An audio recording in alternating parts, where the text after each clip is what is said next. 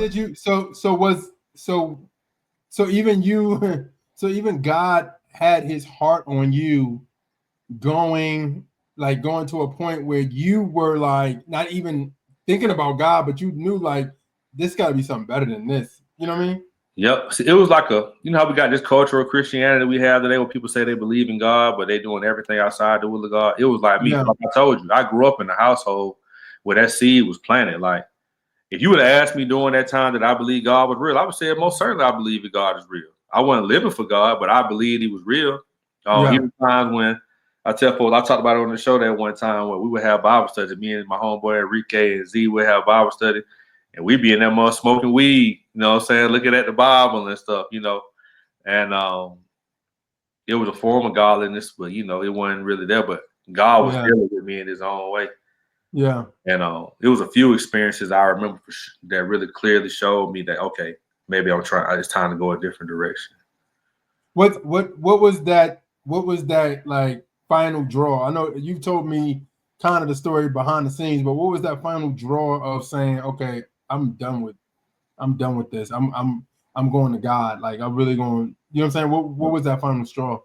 So it was a couple of things. So one was some of my homeboys, man, I was with every day. Everybody started going to prison and all this kind of stuff. And I was already pulling back a little bit when I started seeing that. And it was fluke ways they were going to prison. You know what I'm saying? People were telling on them or, you know, Oh man, or just riding around. I just knew it was just crazy ways where I knew like, hey, who am I to think it won't happen to me? yeah. So I was still dabbing here and there, but I went all the way in. And I was doing music with one of my homeboys. And so my music at that time I was in this group called Money Mob. So Money Mob, when I was like, that was my wild, reckless kind of young years. And then I switched up to more like an Outcast, kind of like, we were like on some, we were still ratchet, but like on some more conscious type music. And I was in the studio with my homeboy Cole. We were a group and we were doing some writing. It was a battle rapper by the name of Sirius Jones. And and so he had the same manager he had was plugged into our manager. They were cool. So we was all in the studio together and just trying to see if we can come up with some hooks or, you know, something like that. Cause, you know, battle rappers, they can rap, but when it came down to writing songs, a lot of times that's not really their strong suit. Yeah. I remember being in the studio and a guy came in, the real dark guy came in and he had a bandana tied around his neck and the bandana said El Diablo on that mug. You know what I'm saying? So I don't know a whole lot of Spanish. You feel me? But I know El Diablo. Yeah, I know that means the devil. You feel me? So I'm looking at this mug. I'm like, this man got the devil on. You know what I'm saying? So and he was like, hey man, y'all talented, but if y'all want to go to the next level, I need y'all to be. In other words, he was like, I need y'all to be more ratchet or be more, you know. Yeah. So I'm like, man, I'm good on that. You know what I'm saying? They're like, oh man, you want to wait now to try to act like you want to back off? This is the second time that happened. Because I with the Money Mob dudes, I was telling them, man, I want to chill out on it. They were upset. And so this time, they were like, man, you want to wait till we get to this point now and say you don't want to do it? But Hobo was real mad at me for real. He was mad at me until like a few years ago. We cool now, but he was telling me like, man, you kind of upset me, man. But I understand. I respect where you at now. I see what God doing. But they were like, man, you need to be over there with TD Jason, Ken Jones, and them. And at this time, keep in mind, I didn't even know who TD Jason, Ken Jones was for real. But my homeboy was saying, I'm like, who was that? He's like, man, they do Christian stuff. I was like, bro, I ain't on that. I'm just saying, if somebody got something to say the devil on, I mean, come on, bro. You feel me? So that right there kind of fills it out. And my producers, all that stuff was gone. So I had lyrics and stuff. And what I would do is a place called the Apache in Atlanta. And I would take the lyrics and I would just recite them like poems and just perform at the Apache on Sundays. And then I just started getting put on events at the Apache, you know what I'm saying, around the city and stuff. I really just read my raps without beats and they thought it were poems and stuff. You know what I'm saying? So I was doing that and still in the streets. I had, matter of fact, one of my guys at that time who I was fooling with, I would meet him there and then we would do whoop and then I'll move out. And so after that happened, that's when I was out with one of my homeboys and then we got into like a shootout situation over something stupid. Oh man. It was something stupid. And I remember doing that. I'm looking like, man, I can be out here and get shot and killed over something stupid. That's what I'm thinking in my mind. You know what I'm saying? Like in the midst of it.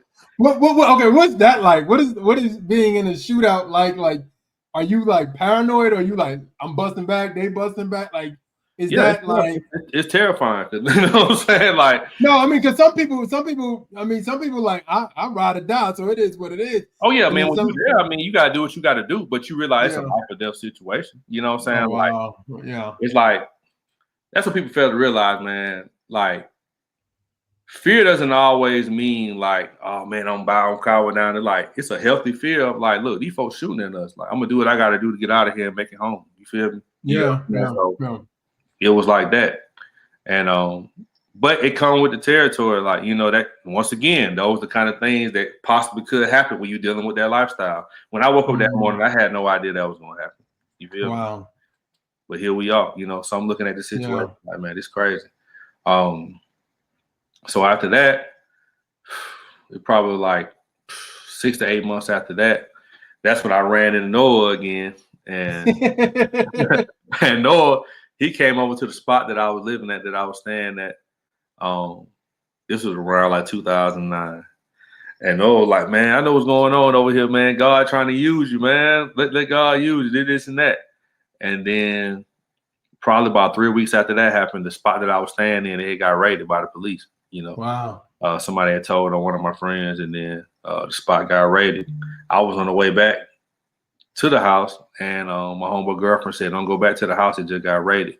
So I pulled into the grocery store down the street from the house, and I seen like all the ATF cars and all that stuff drive by. And if you ever seen the house get raided by the police, like they don't care about what you got going on. We had dogs; they was all running down the street. They kick your door out, the furniture flipped over. They looking for any and everything. Jeez. You know what I'm saying? So, you know, I remember standing in the living room with me and my homeboy, and then I went in my room. I looked how they flipped my TV over and all, just looking for whatever. And so you went back to the trap house after they left and raided it just to see what, like, the damage they did to the house? Because really, at that point, it's a rule that you don't do. You know what I'm saying? You never do that where you live. But we were renting the house out to somebody we know. So my name went on no lease or nothing like that. But that's where I was at. You know what I'm saying? Got you. So I went back there, seen my stuff, this and that. And you know, I was in my room. That's when it's like something hit me. What I know now to be the Holy Spirit was just like, this is your life. Like, it's gonna be a continuous downward spiral unless you make some changes. So that's when I started kicking it with Noah, introduced me to some other believers, and then I started building fellowship like that. And then shoot, I just grew from there. So okay, so what was your point of salvation? Like, what was, like, did you go to a church and you go up, or was it something like young Noah started ministering you and then y'all started praying? And you know, when I was a kid, like I said, I didn't know what it mean to really have a real relationship. Obviously, you can tell how I was living. I got baptized when I was like 10. You know what I'm saying? So, so that's all I knew. But I started going to Noah's church, and so I was going to church with him. I got baptized again, rededicated my life to the Lord. That was in like 2009. But then as we were going to that church, I met a pastor for the church I go to now. And I just really connected with him. No disrespect to the pastor that was at the church I was at, but it was like a disconnect. When I was listening to the word, I didn't really feel like it really fit, you know, what I needed. I'll say it like that. You know what I'm saying? It really was what I needed.